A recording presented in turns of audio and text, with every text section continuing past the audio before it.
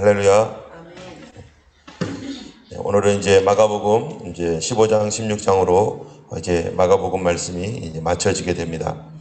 오늘 말씀은 예수님께서 빌라도에게 신문을 받으시고 또 빌라도가 예수님을 십자가에 못 박게 넘겨주었던 것과 군인들이 예수님을 희롱한 후에 예수님을 아침 9시에 십자가에 못 박고 그리고 예수님이 돌아가시고 그리고 안식 후 첫날에 예수님이 다시 살아나셔서 주님의 사랑하는 제자들에게 보이시고 그리고 승천하셔서 또 우리에게 주님께서 믿는 자들에게 나타나는 표적으로 또 그 사역을 감당하도록 주님의 일을 대신하도록 그렇게 부탁하시는 내용이 오늘 전체의 내용입니다. 15장 1절에 새벽에 때 제장들이 즉시 장로와 서기관들 곧 온 공회와 더불어 의논하고 예수를 결박하여 끌고 가서 빌라도에게 넘겨주었다 이렇게 말합니다. 이 종교 지도자들인 이 대제사장 또 장로 서기관들 이런 사람들이 이제 예수님을 결박하여 빌라도에게 넘겨줍니다. 예수님을 결박하여 빌라도에게 넘겨주는 그 이유가 뭐냐면은 바로 14장에 있었던 공회에 섰을 때 예수님을 죽이려고 이들이 군병들을 데리고 와서 그리고 가야바의 대제사장의 공회에 대제사장과 공회원들이 모인 사내들인 공회겠죠. 거기서 예수님을 신문하고 예수님께서 인자가 권능의 우편에 앉은 것과 하늘구름 타고 오는 것을 너희가 볼 것이다. 뭐 이렇게 얘기를 하니까 그들이 대제사장이 옷을 찢으면서 우리가 더 무슨 증인을 요구하겠느냐. 신성모독하는 말을 너희가 들었다. 신성모독은 이것은 사형에 해당하는 죄다. 이 종교적 죄는 사형이다 하면서 그들이 예수님을 죽이겠다고 사형 선고를 합니다. 그런데 그들은 사형 선고를 율법으로서 사형 선고를 할 수 있어요. 그러나 사형을 자기들이 아무리 선고한다고 하더라도 유대의 나라는 지금 나라가 아니라 하나의 분봉왕인 헤롯이 다스리고는 있지만 이 로마법이 있기 때문에 로마가 다스리고 있는 식민지이기 때문에 그들이 사실 사형을 집행할 수는 없습니다.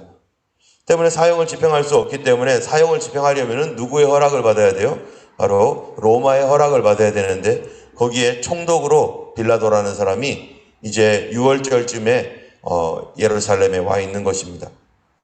그래서 이 6월절에 예루살렘에 와 있는 이 총독을 이제 찾아서 예수님께서 예수님을 거기로 데려다가 총독에게 요구를 하는 것입니다.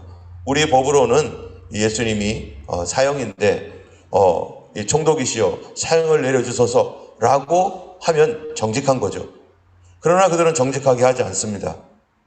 이스라엘 백성들이 자기들이 가지고 있는 이 종교법으로는 신성 모독한 죄에 대해서는 분명히 자기들은 사형을 할 수 있고 사형을 언도합니다. 그러나 로마법으로는 그렇지 않습니다. 로마법은 종교적인 어떤 이유 때문에 사형을 내리지 않습니다. 로마에서는 모든 종교를 자유롭게 믿을 수 있도록 해주고 그 종교에 대하여 인정하고 이런 것이고 하기 때문에 그런 거 가지고 사형에 해당되는 죄는 전혀 상당하지 않습니다. 그렇다면 이 사람들은 어떠한 죄목을 가지고서 예수님을 죽이려고 하는가? 그들이 궁리를 하겠죠. 그들이 로마법으로는 예수님이 신성모독이라고 했던 이거를 가지고서는 사형에 해당할 수 없다. 그러면 어떻게 죽일까? 그들의 목적은 예수님을 못 박아 죽이는 것이 목적이에요. 예수님이 신성을 모독했다라고 하는 것보다도 그를 어떻게든지 죽여야 된다. 무슨 수를 써서라도 죽여야 된다라고 하는 무슨 목적입니까 이게? 그들의 이 탐욕과 자기들의 기득권과 자기들의 거짓을 드러내고 있는 예수님을 거짓 종교의 모습들이 바로 이런 모습이죠. 타락한 유대 종교의 지도자들이 이제 자기들의 왕이신 예수님을 십자가에 못 박겠다고 빌라도를 찾아와서 빌라도에게 넘겨줍니다. 그때 빌라도가 유대인들의 이 장로들과 대제사장의 고소를 듣는데 그 고소를 듣고 빌라도가 묻는 것이 2절이에요. 2절에 빌라도가 뭐라고 물으면은 내가 유대인의 왕이냐? 내가 유대인의 왕이냐? 이들이 지금 뭐라고 했다는 거예요? 예수님을 누구라고 고소하고 있는 겁니까? 그가 유대인의 왕이라고 떠들고 다닌다. 그가 유대인의 왕이다라고 그가 주장하고 다닌다는 거예요. 이것은 무엇을 의미합니까? 이건 정치적 사건입니다. 이 정치적인 반역 사건이죠. 그래서 예수님이 가이사가 왕인데 자기가 왕이라고 한다고 하면서 예수님을 정치적 사건으로 그를 끌어들이게 되는 것입니다. 이러한 이 정치적 사건으로 예수님을 끌어들일 때 빌라도가 알아요. 뭐를 알고 있냐면은 10절에 보면은 이는 그가 대제사장들의 시기로 예수를 넘겨준 줄 알미러라. 빌라도가 알고 있습니다. 예수님이 그들의 시기로 자기에게 와서 사형을 요구하고 있다는 것을 그 빌라도가 알고 있습니다. 그래서 예수님께 물어보는 거예요. 네가 유대인의 왕이냐? 그런데 이 우리나라 말로는 네가 유대인의 왕이냐라고 하는 말이지만 원래 이 원어로 그거를 풀어서 보면은 네가 지금도 유대인의 왕이라고 생각하느냐라고 하는 질문이에요. 네가 지금도 유대인의 왕이라고 생각하느냐? 여러분 이 말을 하고 있는 이유가 뭡니까? 과거에는 너가 혹시 유대인의 왕이라고 하면서 돌아다녔을지라도 사상을 전향했느냐, 생각을 바꿨느냐라고 물어보는 거예요. 그 얘기는 빌라도는 예수님을 놓아주고 싶은 거예요. 만약 네가 지금도 유대인의 왕이라고 생각하느냐라고 하면은 내가 그때는 그랬지만 지금은 아니다. 또는 그때 사람들이 잘못 들은 거다. 그런 거 아니다라고 말만 하면은 어떻게 되겠어요? 예수님은 해방이에요. 예수님은 거의 풀려날 수 있습니다. 그런데 그거를 기대하고서 내가 지금도 유대인의 왕이라고 생각하느냐라고 물어봤는데요. 예수님은 의외로 죽을 줄 알면서 뭐라고 해요? 내 말이 옳도다. 내가 말하였느니라. 그러면 왜 예수님이 이 말을 하셨는가? 왜 내 말이 옳도다라고 말하신 그 말 안에는 무엇을 의미하고 있는가? 사실 빌라도는 정치적 질문을 한 겁니다. 너가 유대인의 왕이라고 지금도 생각하느냐? 이 정치범에서 해방시켜 주려고 했던 얘기에 대하여 예수님은 내 말이 옳도다라고 말했을 때 여러분 요한복음 18장 36절에 뭐라고 말하고 있냐면은 내 나라는 네가 유대인의 왕이냐라고 물어봤을 때 이스라엘의 왕이냐라고 물어보는 거죠. 그랬더니 예수님이 하시는 말이 내 나라는 이 땅에 속한 이 세상에 속한 나라가 아니다. 이스라엘이라고 하는 이스라엘의 왕이라고 하는 그 말은 이 세상에 속한 그 나라가 이 세상에 속한 나라가 아니다. 만약 이 세상에 속한 나라였다면 내 종들이 와서 나를 건지고 너희들 다 멸했을 것이다. 내 나라는 이 세상에 속한 나라가 아니다라고 빌라도에게 얘기하고 있습니다.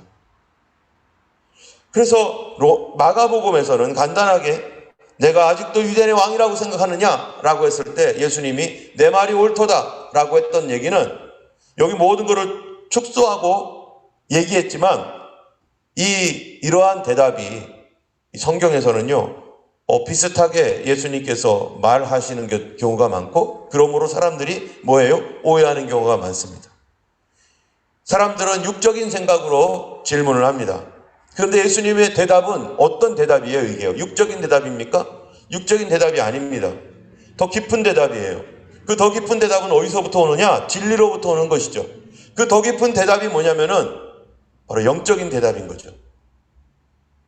여러분 이 세상에 있는 육신의 이 세상이 영원합니까? 아니면은 하나님의 나라가 영원합니까? 내 몸이 영원합니까? 내 영혼이 영원합니까? 무엇이 진리입니까? 이 땅에 있는 과학과 수많은 어떤 학문들이 있지만 그런 것들을 우리가 인간이 발견했고 그리고 만들어가기도 하고 발견하기도 하고 했지만 그런 사람들이 만들어낸 것에 오류가 없습니까? 역사적인 것이라든지 정치적인 것이라든지 경제적이란 모든 이런 학문과 이런 모든 것들이 하다 보면은 잘못된 것도 있고 요번에 얼마 전에 발표에 의하면은 이 애플에서 컴퓨터를 만들었는데 그 M1이라고 하는 칩이 있다는데 거기에 오류가 발견됐다는 거예요. 컴퓨터도 사람이 만들었죠. 아무리 대단해도 거기에 오류와 잘못들이 있는 거죠.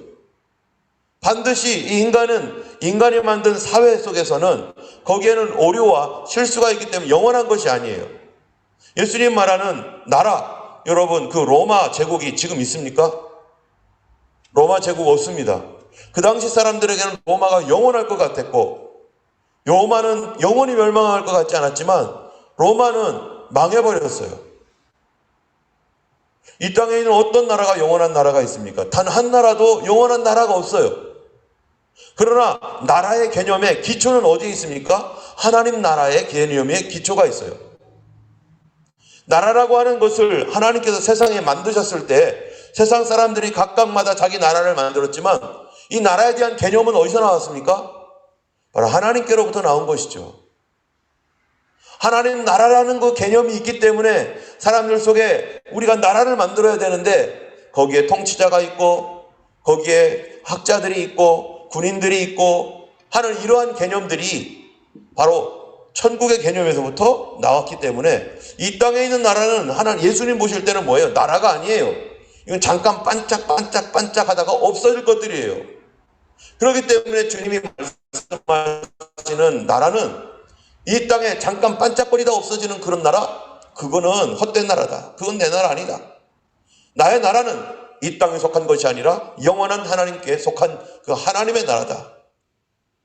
이렇게 대답을 하니까 사람들은 이 말에 대하여 이해하지 못하는 경우도 있고, 그들은 어떤 사람들은 이해하는 경우도 있죠. 그런데 예수님의 이 말씀은 항상 어디서부터 나왔는가? 진리로부터 나왔습니다. 우리가 세상에 살면서 사람들하고 대화할 때 많은 사람들은 어떤 대화를 합니까? 우리가 살고 있는 이 형편에서 지금 형편에 있는 어떠한 그 비상적인 것들에 대하여 대화를 합니다. 그러나 성령의 충만함과 하나님의 은혜 가운데 거하면요, 우리의 대화가 진리로부터 나오게 되고 더 깊은 대화를 할 수가 있어요. 그 사람들이 이렇게 물어보지만 그들이 왜 그런 거를 물어보는지 알고 있어요. 그러나 대답할 때는 어떻게 대답합니까? 우리가 더 깊은 곳에서 대답을 하게 돼요. 그러면서 가르쳐 주는 것이죠. 사마리아 여인이 물을 뜨러 왔었을 때 예수님 뭐라고 하죠? 나에게 물을 좀 달라. 이 여자는 먹는 물이라고 생각을 하고 있었죠. 그런데 네가 하나님의 선물과 너에게 말하는 내가 누구인 줄 알았다면 네가 오히려 나에게 물을 구하였을 것이다. 예수님, 그 물이 뭡니까? 그 물, 영원히 목마르지 않는 그 물을 나에게 주세요 하면서 그 여자는 야곱의 우물을 생각하고 세상의 물을 생각하는데 예수님은 나를 믿는 자에게 그 속에서 솟아나는 영원한 샘물인 영생의 물, 메시아를 알아보는 것, 예수 그리스도를 영접하는 것, 그것을 예수님은 물이라고 말씀하시고 나를 믿는 자는 영원히 목마르지 아니하리라. 전혀 물에 대한 개념이 다르죠. 어느 날 예수님께서 너희 조상들은 하늘에서 내려오는 만나를 먹었다. 그 예수님께서 오병이어의 기적을 통해서 그런 만나 사건을 보여주셨어요. 그랬더니 사람들이 그 다음 날도 먹을 거 찾아서 예수님 따라가면 먹을 거 나온다더라. 예수님을 믿으면 먹을 거 나온다더라 해서 예수님께로 따라옵니다. 그랬더니 예수님께서 이른 아침부터 왔던 사람들이 너희가 이 땅에 있는 너희가 나를 찾아온 것은 표적을 본 까닭이 아니오. 뭐 때문에 왔다고요? 아침 먹으러 왔구나. 내가 어제 먹을 거 줬기 때문에 먹을 거 얻으러 먹으러 왔구나.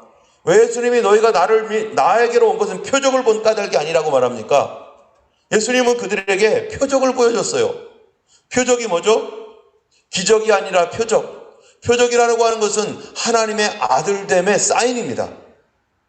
그 사인이 뭐였냐면은 바로 오병이어의 기적이었었어요. 그거를 누가 만들어줬던 거죠? 예수님이. 바로 과거에 하늘에서 만나를 내려서 이스라엘 백성들 200만 명이나 되는 사람들을 40년 동안 하나님께서 만나를 먹여주었던 것처럼 주님께서 5천 명이나 되는 사람들에게 하나님만이 하실 수 있는 표적을 내가 바로 하나님의 아들이라는 것을 직접적으로 얘기하지 아니하시고 이러한 기적을 통해서 그들에게 표적이 되도록 해서 그리하여 그분이 하나님의 아들이라는 것을 믿게 하시려고 주님이 그 표적을 행했지만 사람들은 그 표적을 막 보고 그분이 하나님의 아들이구나, 그분이 메시아구나 라고 해서 예수님을 따라온 것이 아니라 뭐 때문에 왔다는 거예요? 먹을 거 먹으려고 왔다는 거예요. 그래서 이 만나에 대하여 그 표적에 대하여 예수님 다시 설명을 하는 것입니다. 너희 조상들은 하늘에서 내린 그 만나를 먹어서도 죽었거니와 내가 주는 이 떡과 이 잔을 먹는 사람들은 영원히 목마르지 않을 것이고 영생하는 양식일 것이다. 나를 먹는 자는 나로 말미암아 살 것이다. 이게 지금 말이 달라요. 사람들의 말과 예수님의 말의 깊이가 달라요. 우리가 성도들이 서로 대화할 때 어떤 대화를 하는가 하면은요, 그런 어떤 이 세상에 있는 어떤 그런 일들로 대화가 시작됩니다. 그런데 거기서 서로 잘 맞으면 수준이 같은 거죠. 근데 우리 성도들의 신앙의 어떠한 수준이나 깊이가요, 어디로 가야 되겠습니까? 이 땅에 머물고 있는 이 세상적인 어떠한 그러한 수준에서 가야 되겠습니까? 아니면 더 깊은 진리 안에 있는 하나님 말씀 속에서 더 깊은 개념으로 하나님의 말씀 안에서 우리가 대화하는 것이 나아야겠습니까? 바로 우리가 그러한 신앙으로 더 깊이 들어가야 되고 그 영적인 그 하나님의 깊은 진리를 보면서 말을 하게 될 때 우리의 말이 함부로 나가지 않고 그 말에 의미가 더 깊고 사람들이 그 말에 어떻게 되는 거예요? 대제사장들도 이 도에 복종하니라 라고 했던 이러한 이 사도행전의 말씀처럼 이 복음의 진리가 대제사장들, 다른 종교를 갖고 있는 사람들, 다른 믿지 아니하는 사람들에게도 이것이 진리라고 하는 것들을 그들이 알게 된다는 것입니다. 이 사도 바울이 복음을 전할 때 그가 내 말과 내 전도함이 이 사람의 지혜에 권하는 말로 하지 아니하고 설득하는 말로 하지 아니하고 다만 성령의 나타남과 능력으로 하여 이 복음이 사람의 설득에 있는 것이 아니라 어디에 있게요? 하나님의 능력에 있게 하려 함이라. 그가 복음을 전하러 이방 세계에 가면서 믿지 아니하는 그런 수많은 그 신들, 아프로디테라든지 비너스 또는 주피터 뭐 이런 수많은 그 하나님의 아들이라고 말하고 있는 그런 여러 가지 신들, 그 신들을 믿고 있는 신상들, 그 엄청난 건물들을 보면서 그가 거기에서 뭐라고 합니까? 이 우상들에 대하여서 이 우상들은 사람이 만든 것이다. 이 사도 바울이 이런 메시지를 전하며 복음을 전하는 것은 이 땅에 사람이 만든 손에 있는 것이 아니라 바로 우리가 하나님의 작품이다. 그리고 영원한 하나님의 나라를 전할 때 거기에서 사람들이요, 믿고 돌아오는 사람들이 거기에서 많아지면서 무슨 일을 하면 거기 교회가 세워지고, 그리고 그 교회가 세워지면서 초대교회 사람들이 점점점 흩어져 있는 사람 복음을 전하면서 그들이 가지고 있던 잘못된 신앙들이 다 무너지고 이제 바로 기독교 믿음이, 참된 진리의 믿음이 그 땅에 깊이 뿌리를 내릴 수 있도록 했던 것은 바로 이러한 예수님의 그 깊은 말씀과 같이 교회가 그 메시지를 가지고 있었기 때문에, 진리의 깊은 곳에서 길어 올렸던 그런 우물과 같은 그런 생수를 갖고 있었기 때문에 바로 이렇게 됐던 것이죠. 우리가 초대교회 그 당시에 많은 지식인들이 이 철학자들, 에피쿠로스 학파라든지 스토아 학파라든지 이런 많은 사람들이 철학을 가지고 지식을 가지고 그들이 자기의 개똥 철학을 말하면서 그렇게 있었을 때 사도 바울은 복음 가지고, 예수님의 제자들은 복음 가지고 나갔었습니다. 이 복음은 그들의 철학보다 더 깊은 곳에서 하나님 말씀으로 진리를 길러 올렸기 때문에 그 철학이 복종할 수밖에 없었던 것이고, 그 철학이 무너질 수밖에 없었던 것이고, 그리하여 이 복음이 로마 전역에 온전하게 하나가 되었고 충만하게 되었던 것입니다. 오늘날 우리가 이러한 초대교회의 어떤 깊은 영성 가운데 살아갈 때 우리가 말하는 것이 참으로 진리 가운데서 퍼올리는 그런 말씀이 될 것으로 믿습니다. 예수님께서 계속해서 대제사장들이 여러 가지로 고발하고 그래도요, 예수님이 대답을 하지 않습니다. 예수님은 이미 이 진리로 인하여 그리고 우리의 구속을 위하여 죽으시기로 예수님은 이미 작정하신 것입니다. 그리고 사람들이 예수님을 시기로 넘겨주었음에도 불구하고, 그걸 알매도 불구하고 빌라도는 어떤 태도를 갖습니까? 빌라도는요, 이 예수님이 억울하게 로마법에 의해서는 분명히 사형도 아닌데, 그런데 이 억울하게 잡혔다는 걸 아는데, 그런데 예수님을 죽이기 위해서 이 대제사장들이라는 사람들, 또 이 서기관, 장로 이런 사람들, 신앙인이라고 하는 사람들이 무슨 일을 합니까? 이 사람들은 양심에 거리끼는 일들을 합니다. 그들의 양심에 없는 일을 합니다. 그것이 11절인데요. 11절을 보면 이렇게 말합니다. 그러나 대제사장들이 무리를 충동하여 도리어 바라바를 놓아달라 하게 하니, 어떻게 했다고요? 무리를 충동했다. 여론을 형성시킨 거죠. 거짓 여론을. 그래서 사람들로 하여금 거짓말로 사람들에게 증거하고 전하고, 그래서 이번에 돈을 주고 그러면서 이번에 예수님을 죽이자. 이번에 예수님을 죽일 수 있는 절호의 기회다. 죽이자 하면서 사람들을 충동하는데 이 충동에 예루살렘 사람들이 넘어가 버렸어요. 예수님을 환영했던 사람이 있었을지도 모르죠. 그리고 빌라도가 예수님과 바라바 중에 누구를 놓아주기를 원하느냐고 했을 때 그 사람들은 다 일제히 예수님을 십자가에 못 박고 바라바를 놓아주라라고 그들이 뭐합니까? 충동에 의하여 예수님을 십자가에 못 박아 죽입니다. 선동에 의해서 예수님이 십자가에 못 박아 돌아가셨습니다. 사단이 하는 게 뭡니까? 선전선동이죠. 북한에서 잘하는 거, 공산당들이 잘하는 게 선전선동이에요. 선전선동이 뭡니까? 그런 것들을 그럴듯하게 포장해가지고 거짓말로 사람들을 충동시키는 거예요. 감정을 복받치게 만들고 분노를 복받치게 만들어서 자기가 그 사람들을 위하는 것이 아니라 자기들이 공산주의가 원하는 것을 얻고자 사람들을 이용하는 것이죠. 공산주의가 원하는 게 뭡니까? 지배하기를 원하죠. 지금 중국이 하고 있는 게 뭡니까? 중국이 세상을 지배하려고 하는 거예요. 자기들은 중화 사상을 갖고 있었기 때문에 지금까지 늘 자기들은 세계의 중심이다.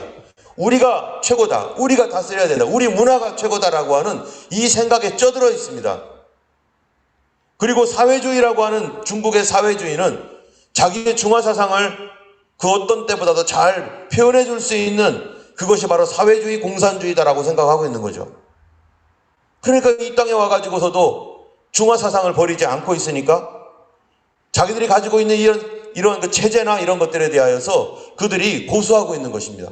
자유민주주의를 보면서도 그들은 여전히 빈부격차가 어마어마하게 나는 그런 사회에서 살아왔고, 그리고 그러한 공산주의 사회주의가 뭔지 다 봤음에도 불구하고 그들이 오랜 전통 가운데 우리 중국이 세계의 중심이야 라고 하는 이 생각에 쪄들어 있고 찌들어 있기 때문에 진리고 뭐고 상관없어요. 무엇이 진리냐가 중요한 게 아니에요. 자기들이 중심이 돼야 되고 자기 민족과 이 중국이 세상의 중심이 돼야 된다는 생각만 그들에게 가지고 있습니다. 그러니까 시진핑이 예전에 뭐라고 합니까? 중국몽이 뭐냐라고 물어봤더니 중국이 세상의 중심이 되는 것이다. 그들은 그렇게 할 겁니다. 하려고 지금도 노력하고 있고요. 호주와 지금 중국이 서로 맞서가지고 이렇게 싸우고 있는데요. 바로 그들이 가지고 있는 것이 세상을 지배하겠다는 거예요. 자기들이. 이러한 공산주의는요, 다른 사람을 희생시켜서라도 자기들이 원하는 것을 쟁취하고야 마는데 그 중에 하나가 뭐냐면은 선전선동이라는 거죠. 통일전선전술이라는 게 있습니다. 통일전선전술. 우리가 옛날에 아마 그 학교에서 윤리 시간에 아마 배웠을 거예요. 어떤 자기들의 목적을 위해서 그거를 지속적으로 이루어 나가는 통일전선전술. 이것은 공산주의가 가지고 있는 계략입니다. 민주주의 사회인 호주나 미국에서는요, 그런 거 몰랐어요. 그들의 계략이 뭔지도 몰랐어요.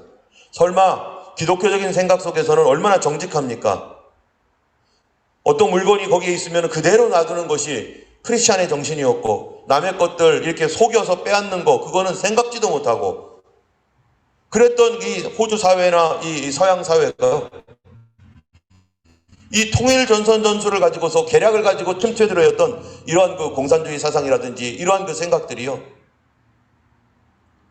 이들의 계략에 쉽게 속아버리는 거예요. 한국 사람들도 그렇죠. 초기에 왔었을 때 호주 얼마나 헐렁합니까? 말하면은 그래 믿어 거짓말 안 할 것으로 생각하고서 거짓말을 하지 않을 것이라고 이 사람들은 생각하는 거예요. 사진이 없어도 그래 아이디 다 되는 거야. 네가 옳다라면 옳은 거지. 너 거짓말할 리가 없지. 이게 그들의 생각이 얼마나 얼렁합니까? 우리가 볼 때는. 근데 그게 헐렁한 게 아니라 우리가 어떤 거예요? 우리가 속이는 사람들인 거죠. 우리가 계략이 있는 거죠. 우리가 거짓말쟁이인 거죠. 그런데 이런 공산주의라든지 이런 생각은요, 이 사단으로부터 온 거는 그런 계략들을 지혜롭다라고 말하고 그런 거를 통해서 빼앗으려고 하고, 이게 바로 도둑들이 하는 짓이죠.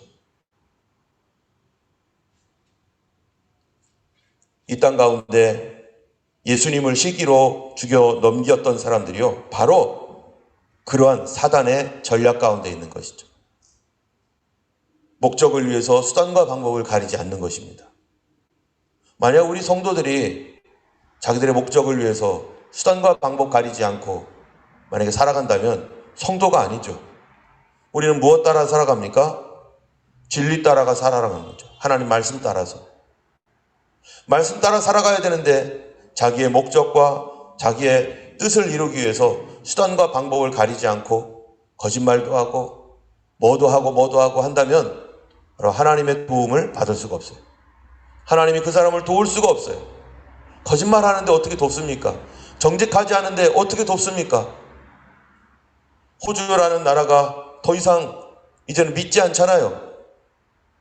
이민자들이 나 맞다고 해도 안 믿잖아요. 왜 안 믿습니까? 오랜 동안 거짓말을 쳐왔기 때문에. 이민자들이 엄청나게 거짓말을 쳐와서 혜택 다 받았으니까 이제는 안 믿잖아요. 사단은 결국 온 세상을 속이는 것이고, 이 마귀의 선전선동에 놀아나게 되면은 결국 무슨 일이 일어납니까? 예수님을 십자가에 못 박아 죽인 다음에 그들에게 일어났던 일이 뭐죠? 유대인들은요, AD 70년에 성전이 무너집니다. 더 이상 필요 없는 거죠. 그들은 AD 135년에 이제는 예루살렘에서 다 쫓겨나가고 예루살렘의 이름도 아나톨리아로 바뀌고 이 유대라고 하는 이름은 팔레스티나로 바뀌고 그들은 더 이상 예루살렘에 들어올 수 없는, 온 세상에 흩어지게 되는 그러한 처지가 됩니다. 결국 사단의 선전선동에 끌려서 대제사장들, 이런 사람들의 이 선전선동에 끌려가지고 그때 예수님을 죽이자고 했던 이 사람들과 그들의 조상들은요, 그들의 참 후손들은 비참한 인생을 살게 된, 사단의 말에 따라갔었을 때는 그 당시에는 자기 뜻을 이루는 것 같지만 자기 자녀들과 자기 후손들이요, 비참하게 될 것입니다. 우리가 하나님 말씀 앞에서 정직하게 살아가는 것, 하나님께서 정말로 호주에 와서 우리가 살면서 얼마나 어려운 일들이 많습니까? 그런데요, 우리가 조금만 거짓말하면은 좀 쉽게 갈 수도 있어요. 그런데 하나님은 우리의 그것을 바라보고 계시죠. 하나님께서 크리스찬들, 믿는 사람들이 이 땅에서 어떻게 살 것인가? 과연 정직하게 살 것인가? 거짓말을 쫓아다닐 것인가? 여기서 이렇다라면 우하고 저쪽으로 가고, 저기서 저렇다고 하면 우하면서 저쪽으로 쫓아가면서 이렇게 선전선동에 의해서 움직이는 사람일 것인가? 아니면 진리에 따라 살아가는 사람일 것인가? 오늘도 우리가 살아가면서 어떻게 우리는 살 것인지 결정을 해야 됩니다. 결국 예수님이 십자가에 못 박혀 돌아가시고 이제 성소의 휘장이 찢어지고, 그래서 우리 예수님이 돌아가셨을 때 의외의 사람들이 나타나요. 그 의외의 사람들이 뭐냐면은 지금까지 잘 나타나지 않았던 사람들입니다. 우리 40절에 보면요, 이렇게 말합니다. 멀리서 바라보는 여자들도 있는데 그 중에는 막달라 마리아와 또 작은 야고보와 요새의 어머니 마리아와 살로메가 있었으니 이들은 예수께서 갈릴리에서 계실 때에 따르며 섬기던 자들이요, 또 이외에 예수와 함께 예루살렘에 올라온 여자들도 많이 있더라. 여기에 제자들 그렇게 뭐 했어요? 나 예수님 죽어도 따라가겠습니다, 나는 아니지요 하면서 끊임없이 제자들 얘기가 나왔었어요. 근데 그 제자들 한 사람도 예수님의 사건 현장에 가까이 있는 사람이 요한 이외에는 아무도 없었고, 예수님이 돌아가신 이후에도 그 다음부터 언급되는 사람은 누가 언급돼요? 제자들은 하나도 언급되지 않습니다. 제자들은 예수님이 부활하신 뒤에 그때 예수님이 찾아다니는 거예요. 한 사람씩 한 사람씩 다시 끌고 와가지고 예루살렘으로 데리고 오는데, 예수님이 돌아가신 그 3일 동안, 예수님 돌아가신 그 3일 동안 나타나는 사람들이 어떤 사람이냐? 지금까지 안 보이던 사람들이 나타나요. 그 사람이 바로 작은 야고보와 요새 어머니 마리아와 살로메, 그리고 갈릴리에서 따라온 예수님을 따라다녔던 여자들, 그리고 43절에 아리마대 사람 요셉, 이런 사람들이요, 당돌이 와가지고요, 예수님 시체를 달라, 내가 장사 지내드리겠다, 그렇게 대단하게 죽어도 따라가겠습니다라고 했던 사람들은 다 숨어버리고, 지금까지 조용히 예수님을 믿고 예수님의 믿음을 따라다니고 드러내지 않았던 사람들이 진짜로 뭐예요? 어려운 시기, 딱 가장 환난이 심한 가장 어려운 시기가 되니까 떠들썩했던 사람들은 다 사라지고 조용하게 섬겼던 사람들이 드러나게 되죠. 근데 이 사람들이 어떻게 와요? 당돌하게, 담대하게 예수님의 그 죽음을, 내가 예수 따르는 제자다, 내가 예수님을 사랑하는 사람이다 라고 하면서 당돌하게 나타나서 주님의 시체를 달라 말합니다.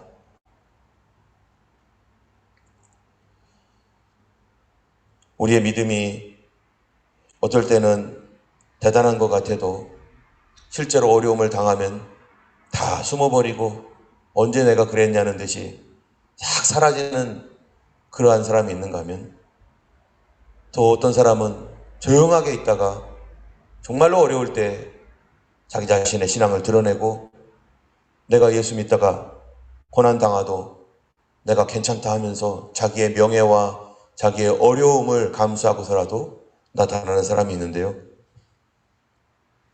숨었던 사람이 잘못했다는 것보다도 하나님께서 그때그때마다 쓰시는 방법이 다르다. 어떤 사람은 평상시에 주님을 위해서 죽도록 충성하고 그렇게 하다가 숨게 하는 사람이 있는가 하면 어쩔 수 없이 숨었겠죠. 또 어떤 사람은 숨어 있다가 또 어떤 경우에 주님이 준비하신 그때에 자기 자신을 드러내어서 예수님을 따르는 제자로서 자기를 드러낼 기회에 그렇게 드러나는 사람도 있습니다. 때문에 우리가 교회에서요 조용히 있다라고 해서 그 사람 믿음 없는 것 같아, 절대로 그런 말을 할 수 없어요. 그분이 어떤 신앙을 가지고 있는지 우리가 어떻게 평가합니까?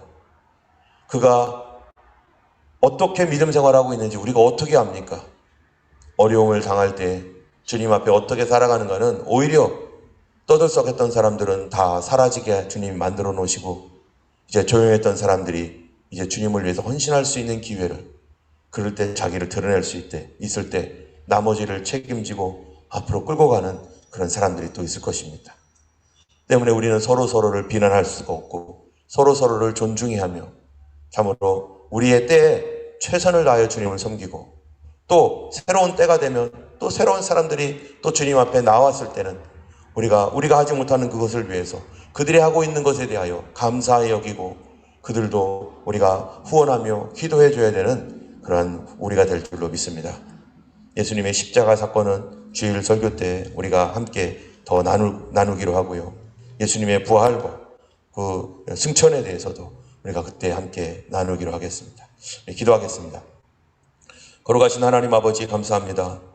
우리를 위하여 십자가 지신 예수님, 참으로 우리의 믿음이 참으로 준비되어 있는 믿음이 되길 원합니다. 예수님께서 참으로 고난의 십자가를 지고 가셨을 때, 또 고난의 시절에 또 주님을 위해서 준비해 놓으신 사람들이 나타나서 주님을 섬기고 하나님 어려움을 수습하는 그러한 일들을 했습니다. 아버지 하나님이여, 참으로 각자마다 주님의 때에 아버지 주님 앞에서 쓰임 받을 텐데, 아버지 하나님이여, 참으로 모두가 다 하나님 앞에 쓰임 받는, 하나님 주님의 때에 아름답게 쓰임 받는 그런 예비된 사람들이 될 수 있도록 도와주시옵소서. 우리 교회도 하나님이여, 참으로 주님의 때 주께서 원하실 때 기꺼이 쓰여지는 하나님 저희 교회 되기를 원하옵고, 오늘 하루도 예수님과 동행하며 참으로 기도로 늘 준비되어 있는 우리 성도들 될 수 있도록 도와주시옵소서. 감사드리며 우리 주 예수님 이름으로 기도드렸습니다. 아멘. 하늘에 계신 우리 아버지, 이름이 거룩히 여김을 받으시오며 나라의 임하옵시며 뜻이 하늘에서 이룬 것 같이 땅에서도 이루어지이다. 오늘날 우리에게 일용할 양식을 주옵시고 우리가 우리에게 죄 지은 자를 사하여 준 것 같이 우리 죄를 사하여 주옵시고 우리를 시험에 들게 하지 마옵시고 다만 악에서 구하옵소서. 주의 나라와 권세와 영광이 아버지께 영원히 있사옵나이다. 아멘. 오늘도 승리하시는 하루 되기를 주님 이름으로 축원합니다. 기도하겠습니다.